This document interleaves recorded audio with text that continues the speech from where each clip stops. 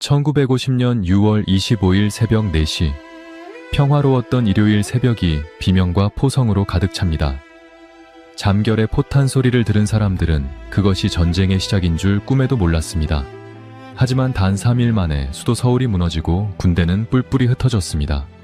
세계는 이 작은 나라가 곧 지도에서 사라질 것이라 예언했습니다. 나라의 운명이 벼랑 끝에 서 있던 그날, 도대체 무슨 일이 벌어졌던 걸까요? 대한민국 역사상 가장 위험했던 단 하루의 기록을 지금부터 하나씩 열어보겠습니다.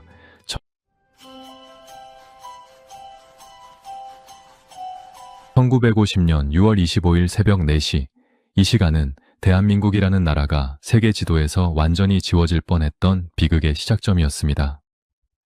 한반도의 허리를 가로지르는 38선 전역에서 거대한 포성이 울려 퍼졌습니다. 평화로운 일요일 새벽을 깨운 것은 시원한 빗줄기가 아니라 북한군이 쏜 수만 발의 포탄이었습니다. 당시 우리 국민과 군인들은 그 소리가 무엇을 의미하는지 전혀 알지 못했습니다.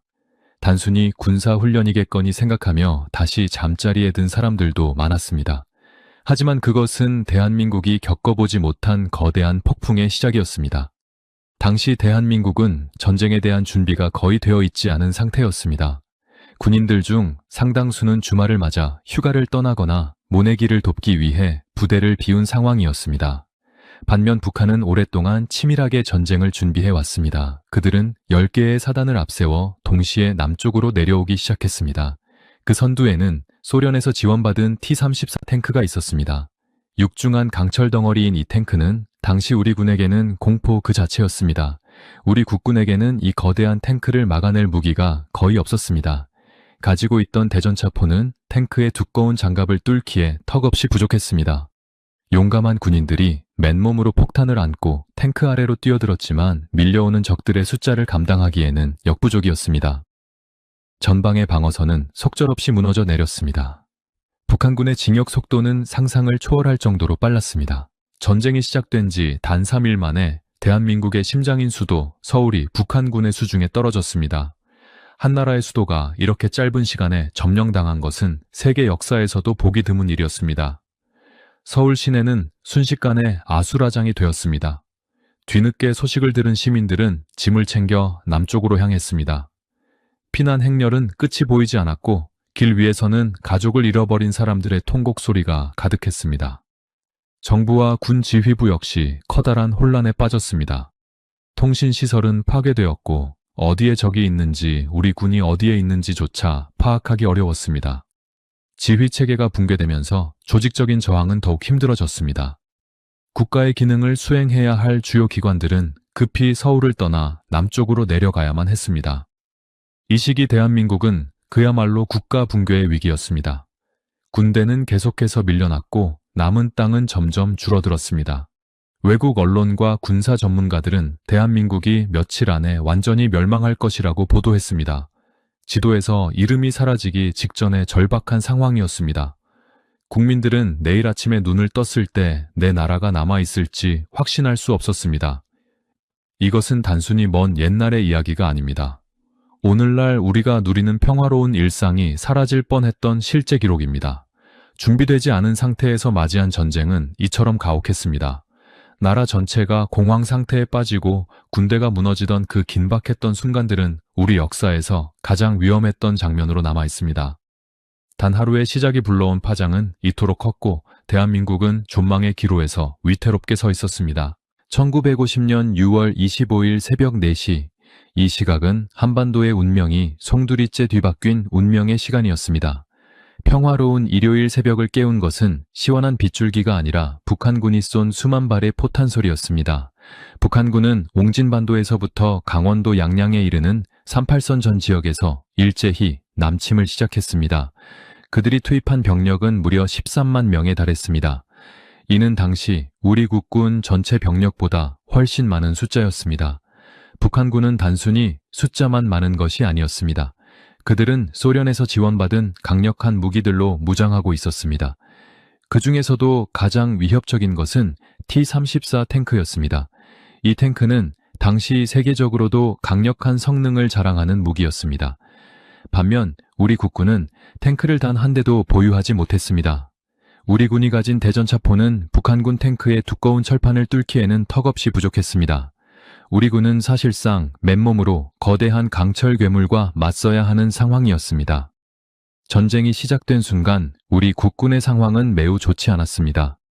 농번기를 맞아 일손을 돕기 위해 병사들의 절반 가까이가 휴가를 가거나 외출을 나간 상태였습니다. 부대에 남아있던 병사들도 일요일 새벽에 단잠에 빠져 있었습니다. 북한군은 이 허점을 정확히 노렸습니다. 그들은 이미 수개월 전부터 치밀하게 공격 계획을 세웠고 모든 병력을 전선에 배치해 두었습니다. 준비된 침략자와 준비되지 않은 방어자의 대결은 시작부터 불공평했습니다. 공격이 시작되자마자 전방의 통신망은 순식간에 마비되었습니다. 북한군의 강력한 포격으로 전선이 끊어졌고 무전기조차 제대로 작동하지 않았습니다. 이 때문에 일선 부대에서 벌어지는 긴박한 상황이 후방의 지휘부로 전달되지 못했습니다. 어떤 부대에서는 적군이 이미 부대 앞마당까지 들이닥친 후에야 전쟁이 터졌다는 사실을 알게 되었습니다. 보고 체계가 무너지자 지휘관들은 적절한 명령을 내릴 수 없었고 병사들은 각자 흩어져 싸울 수밖에 없었습니다. 이 시각수도 서울의 모습은 전방과 너무나 대조적이었습니다. 시민들은 평소와 다름없는 일요일 아침을 맞이하고 있었습니다. 시장에는 물건을 파는 상인들이 나왔고 교회나 성당으로 향하는 사람들의 발길이 이어졌습니다. 신문과 라디오에서도 전쟁 소식은 들리지 않았습니다. 사람들은 저 멀리 북쪽에서 들려오는 천둥소리 같은 포성을 그저 여름날의 날씨 탓으로만 돌렸습니다.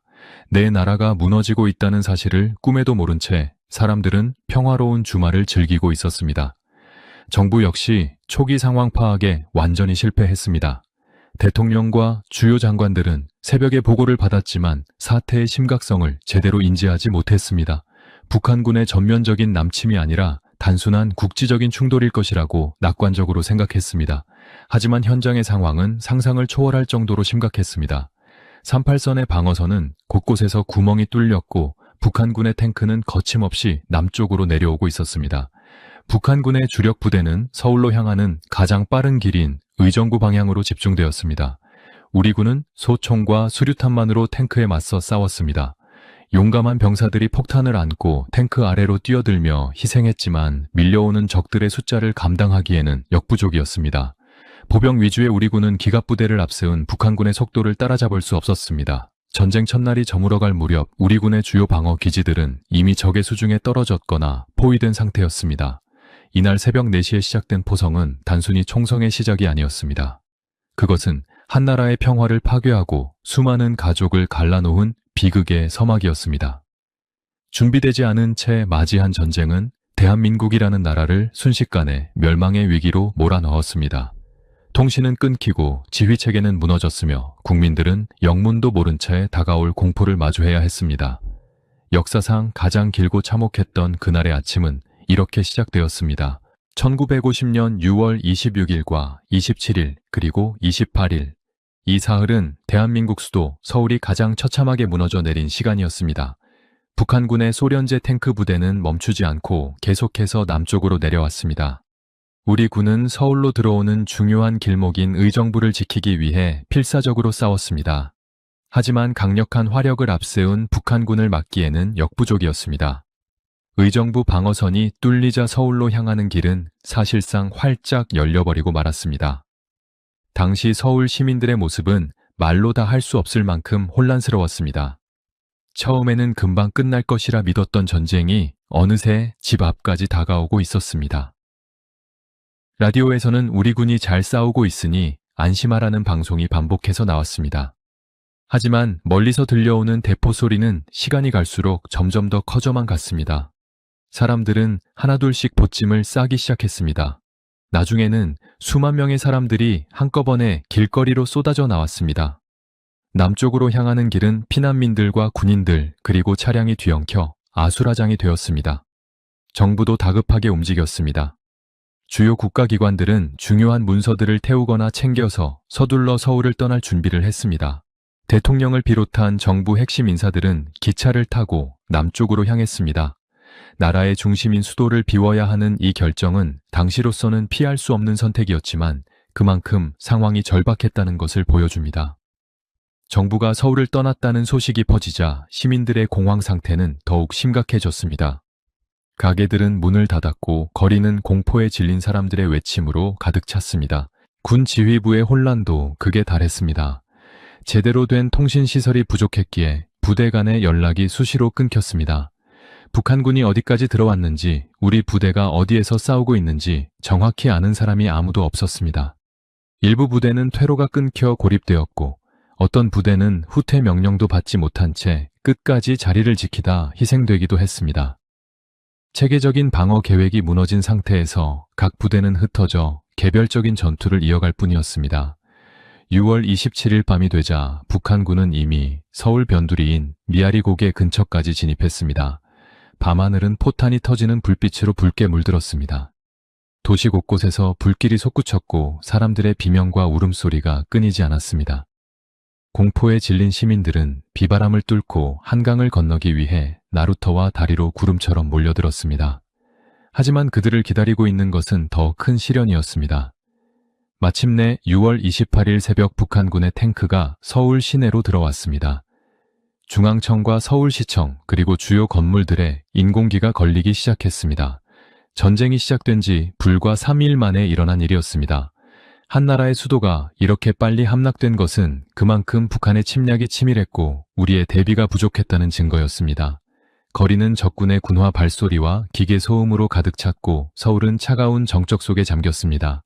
서울이 함락되었다는 소식은 전 국민에게 엄청난 충격을 주었습니다. 이제 정말 나라가 끝나는 것인가 하는 공포가 사람들의 마음을 지배했습니다. 국군은 질서를 잃고 후퇴를 거듭했으며 정부는 이미 대전까지 내려가 있었습니다.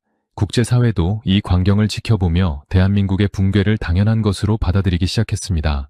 건국한 지 얼마 되지 않은 신생국가 대한민국은 그렇게 일생일대의 가장 큰 위기를 맞이하게 되었습니다. 수도를 잃은 국가는 힘을 잃기 마련입니다. 하지만 서울을 빼앗긴 뒤에도 우리 군인들과 국민들은 포기하지 않았습니다.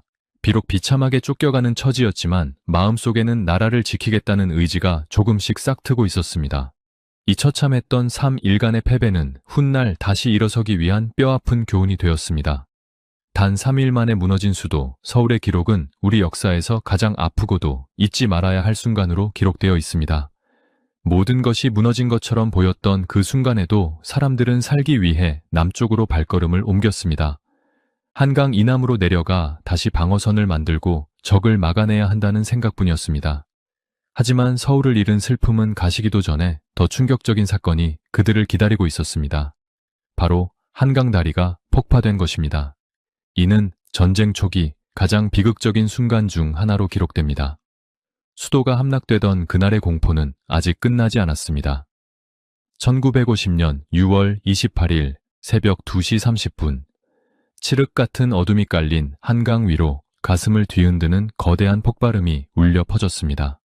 그것은 대한민국 현대사에서 가장 뼈아픈 비극 중 하나로 기록된 한강 인도교 폭파의 순간이었습니다.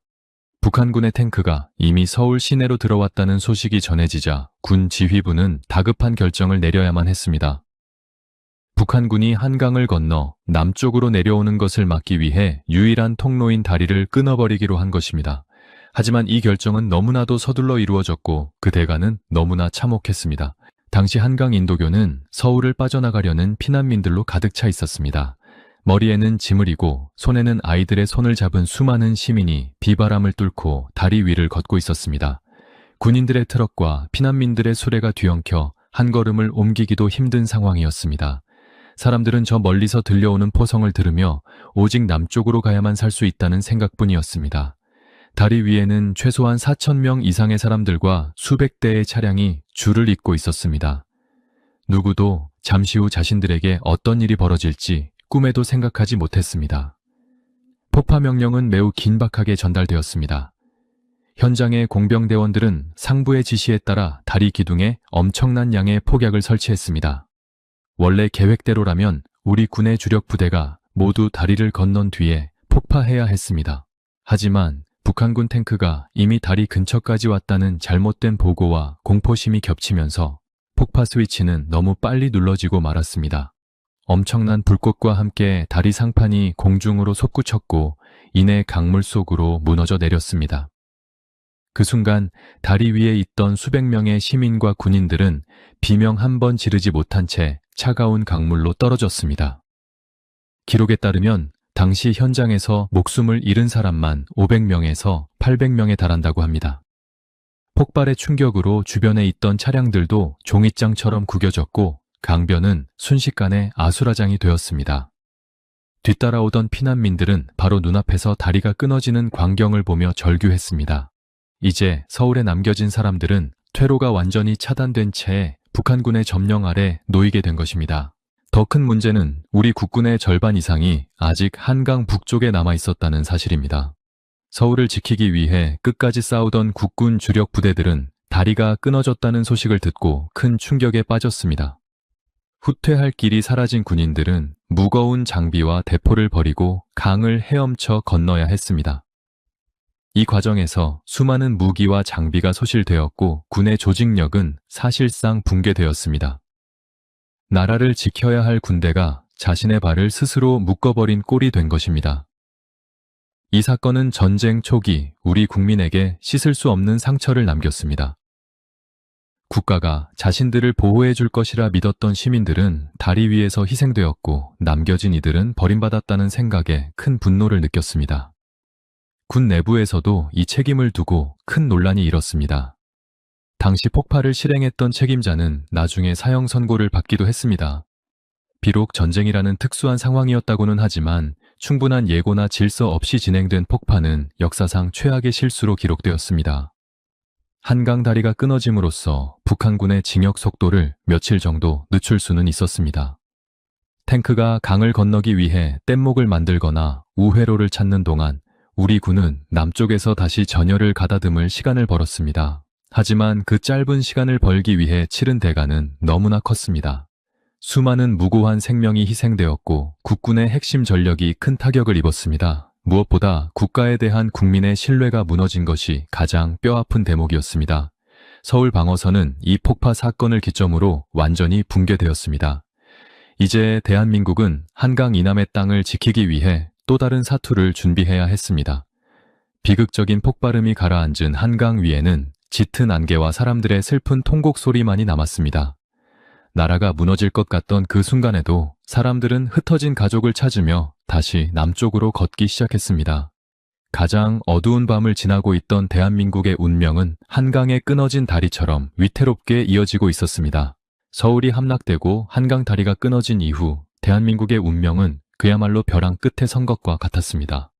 수도를 잃은 지 불과 며칠 만에 국군의 조직력은 크게 약화되었고 남은 병력들은 흩어져 남쪽으로 후퇴를 거듭했습니다. 북한군은 소련제 탱크를 앞세워 거침없이 내려왔고 우리 군은 소총과 수류탄만으로 그 거대한 철갑병기를 상대해야 했습니다. 당시 전선에서는 후퇴라는 말조차 사칠 정도로 도망치듯 밀려 내려가는 상황이 반복되었습니다. 7월 초가 되자 정부는 대전까지 내려왔습니다. 하지만 대전 역시 안전한 곳은 아니었습니다. 북한군의 징역 속도는 상상을 초월할 정도로 빨랐고 우리 군과 미군은 이를 막기 위해 필사적으로 싸웠습니다. 특히 대전 전투는 매우 치열했습니다. 당시 미군 24사단이 투입되어 적의 발을 묶으려 노력했지만 강력한 북한군의 화력 앞에 큰 피해를 입었습니다. 심지어 사단장이 적의 포로가 되는 초유의 사태까지 벌어지며 군의 사기는 바닥으로 떨어졌습니다. 대전이 무너지자 남은 땅은 점점 줄어들었고 정부는 다시 대구를 거쳐 한반도의 끝자락인 부산까지 이동해야 했습니다. 이 시기 대한민국이 처한 상황은 세계 역사상 유례를 찾기 힘들 정도로 절망적이었습니다. 국토의 90% 이상이 북한군의 수중에 넘어갔고 우리에게 남은 것은 경상도 일부 지역뿐이었습니다. 나라의 크기는 전쟁 전과 비교할 수 없을 정도로 작아졌으며 행정 기능은 마비되었습니다. 당시 외국의 언론들은 대한민국이라는 나라가 지도에서 사라지는 것은 이제 시간 문제라고 보도했습니다. 국제사회의 많은 이들이 이 작은 나라의 종말을 예견하고 있었습니다. 길 위에는 수백만 명의 피난민이 가득했습니다. 집과 고향을 버리고 남쪽으로 향하는 사람들의 행렬은 끝이 보이지 않았습니다. 아이를 등에 업고 보찜을 머리에 이고 걷는 부모들의 발은 피투성이가 되었습니다. 먹을 것이 없어 굶주림에 허덕이는 아이들의 울음소리가 길가에 가득했습니다. 피난길에서 가족을 잃어버린 이들의 통곡은 멈추지 않았습니다. 이들은 오직 살아야 한다는 일념 하나로 남쪽을 향해 걸었지만 그 끝에 무엇이 기다리고 있을지는 아무도 알 수 없었습니다. 군대의 상황은 더욱 처참했습니다. 무기와 장비는 턱없이 부족했고 보급마저 제대로 이루어지지 않았습니다. 병사들은 며칠째 잠도 자지 못한 채 낡은 군화를 신고 적과 맞섰습니다. 하지만 적의 탱크 소리가 들려올 때마다 우리 군은 속수무책으로 밀려날 수밖에 없었습니다. 한 나라를 지탱해야 할 군대의 힘이 사실상 붕괴 직전에 이른 상황이었습니다. 당시 전선에서는 오늘을 넘기면 내일이 올까 하는 불안감이 모두의 마음을 짓눌렀습니다. 이처럼 대한민국은 국가로서의 기능을 거의 상실한 채 멸망의 길을 걷고 있었습니다. 만약 여기서 조금만 더 밀려난다면 우리 민족은 갈 곳 없는 난민이 되거나 나라를 통째로 잃어버릴 처지였습니다.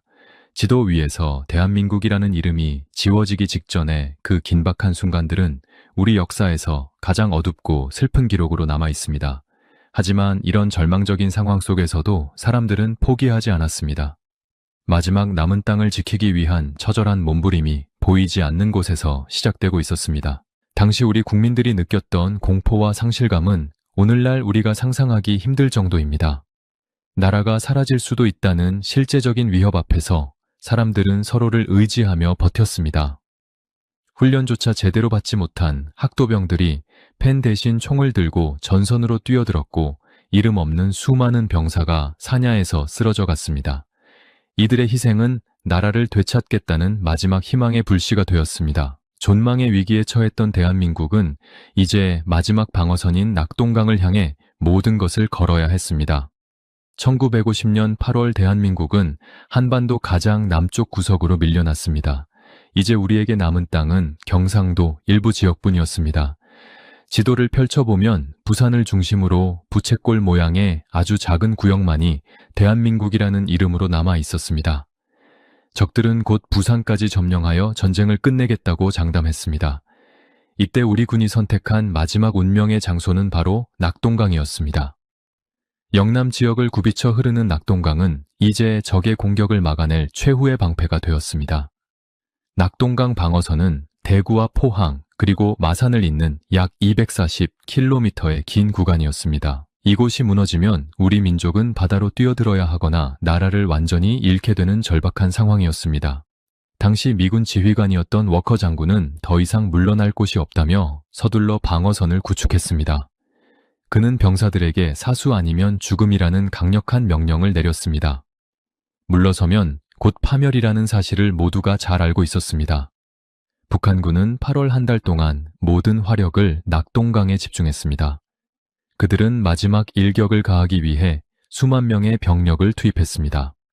낙동강 물줄기를 사이에 두고 낮과 밤을 가리지 않는 치열한 전투가 이어졌습니다. 어떤 날은 강물이 붉게 물들 정도로 많은 희생이 뒤따랐습니다.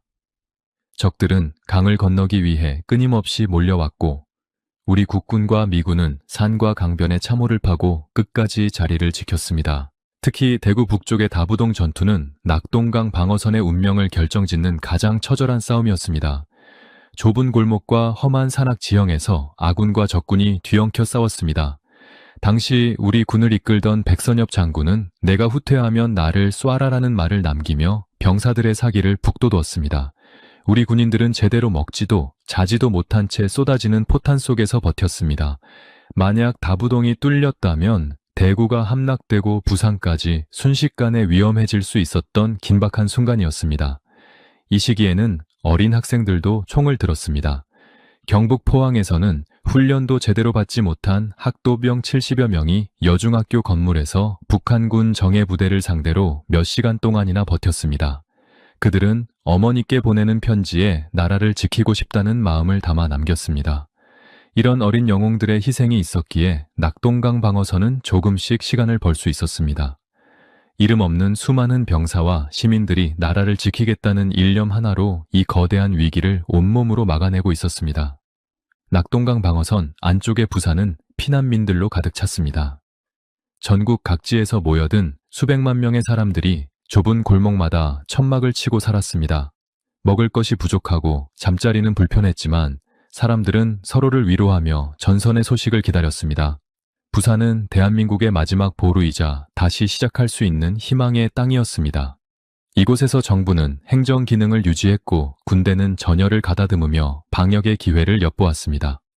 여름의 뜨거운 태양 아래에서 치러진 낙동강 전투는 단순한 방어전이 아니었습니다. 그것은 대한민국이라는 국가의 생명력을 증명하는 싸움이었습니다.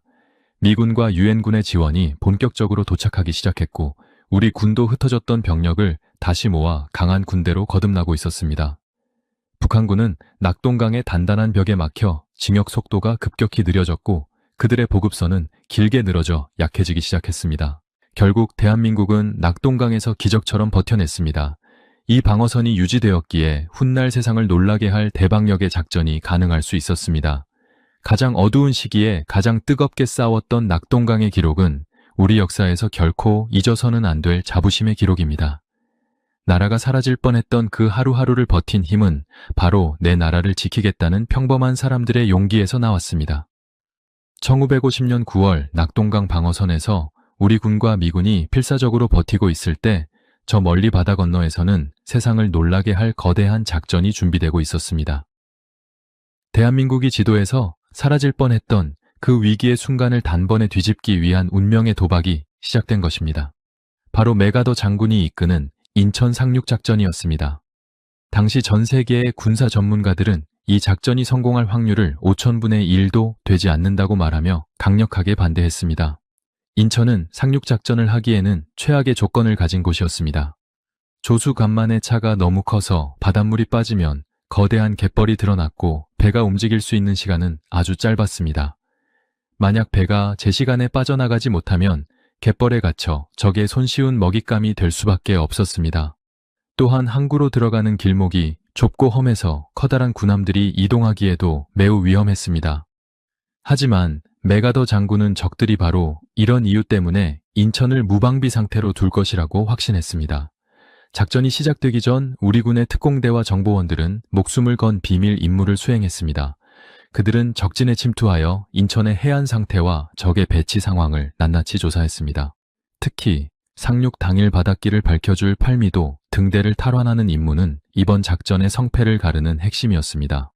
어두운 밤바다에서 등대 불빛이 켜지지 않는다면 수백 척의 군함이 길을 잃고 작전은 실패로 돌아갈 것이 뻔했습니다.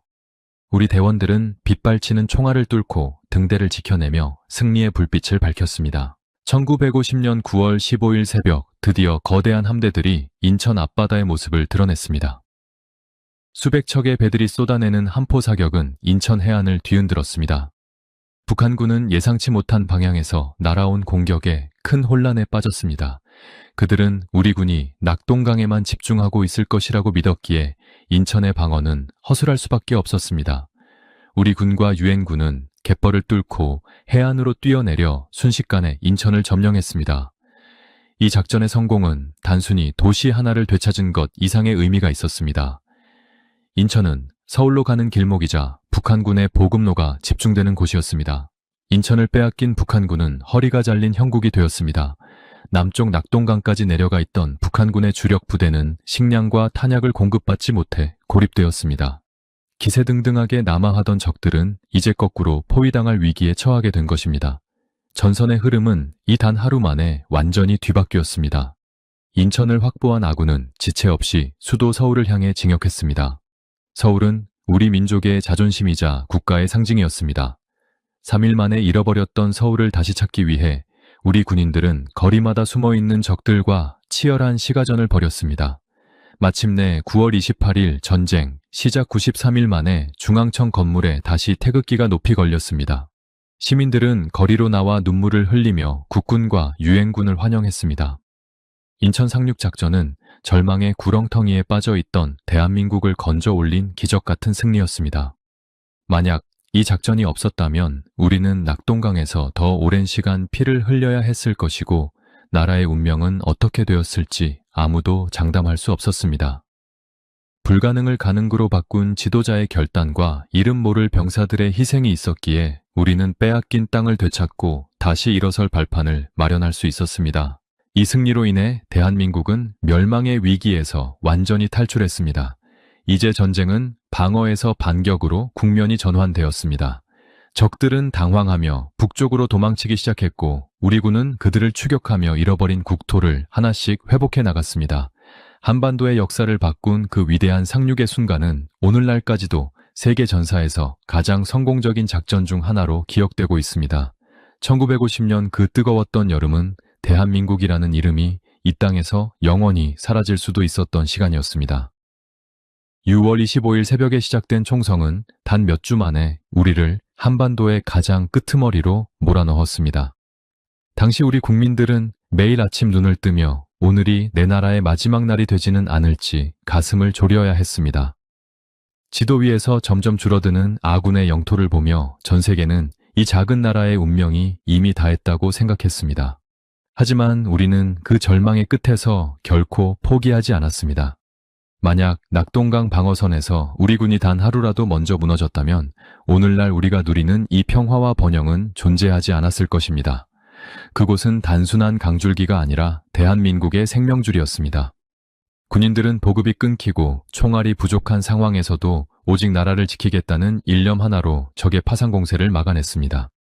이름 없는 수많은 병사와 어린 학도병들이 사냐에서 쓰러져가며 벌어준 그 하루하루가 모여 대한민국을 구하는 기적의 발판이 되었습니다.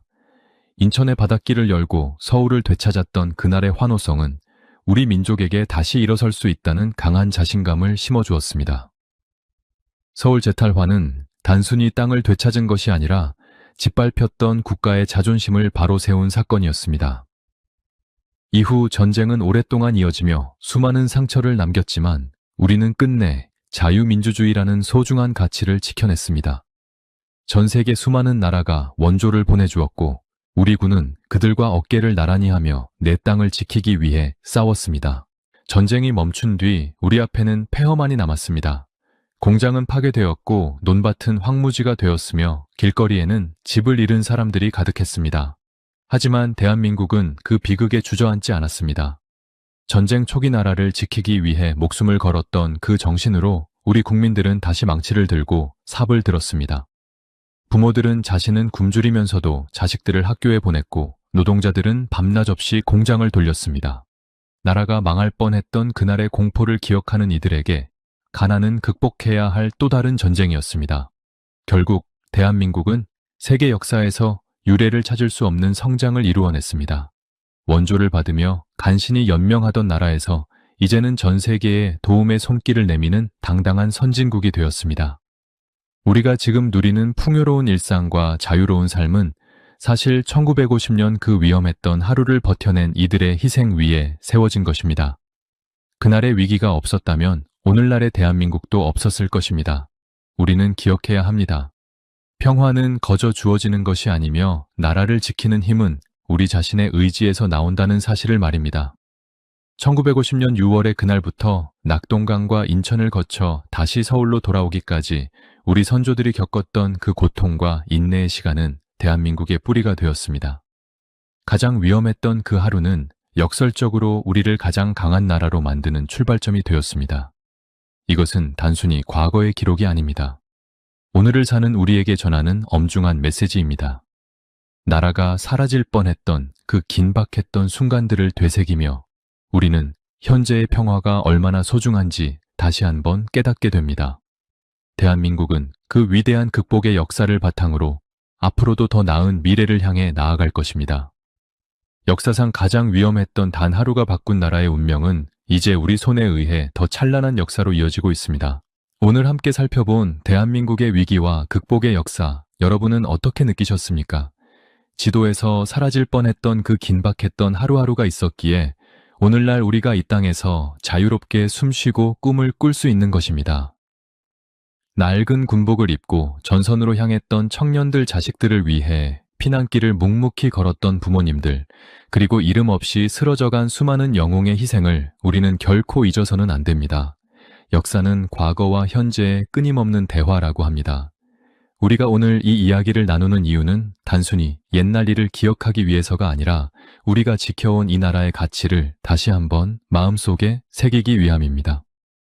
여러분의 소중한 댓글 하나는 우리 역사를 지키는 큰 힘이 됩니다. 당시를 기억하시는 어르신들의 소중한 증언이나 아이들에게 전하고 싶은 메시지를 댓글로 남겨주세요. 역사의 분기점은 앞으로도 잊혀서는 안 될 소중한 우리나라의 기록들을 정직하고 생생하게 전달하겠습니다.